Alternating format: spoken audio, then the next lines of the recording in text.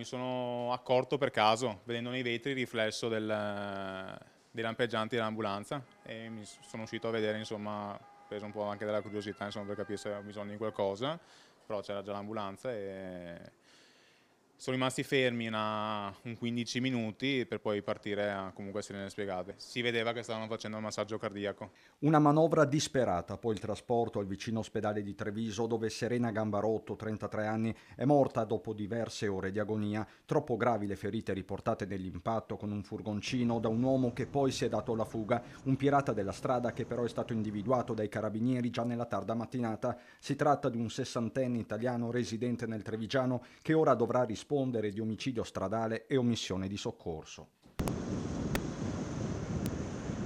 Sono le 21:30 sul Terraglio, in località Le Grazie. Serena si trova a piedi sul ciglio della strada, probabilmente diretta a San Trovaso dove abita. È appena stata ad acquistare delle sigarette nella vicina sala slot. La donna si trova all'altezza della pizzeria L'Albera di Zeus quando viene urtata dal mezzo e sbalzata dall'altra parte della carreggiata. Il volo è di diverse decine di metri. A raccontarlo è lo stesso titolare del locale dove la 33enne aveva lavorato anche nel recente passato. Amin non è stato testimone diretto dell'impatto, ma una volta uscito dal locale ha capito che non c'era tempo da perdere. Più che altro perché in strada c'erano vetri, però io non ho visto macchine danneggiate, quindi non poteva essere un incidente normale, tra virgolette.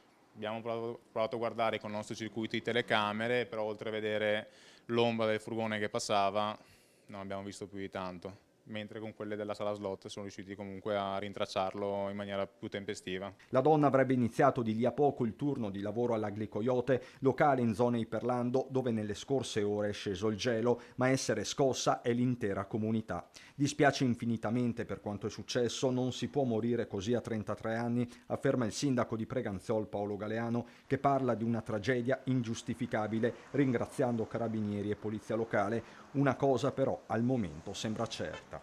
Minimo andava sui 90 all'ora, sicuramente non stava rispettando il limite, anche perché qua è dove è l'unico pezzo qua sul terraglio che è a 50 prima del centro abitato, perché comunque ci sono parecchie svolte.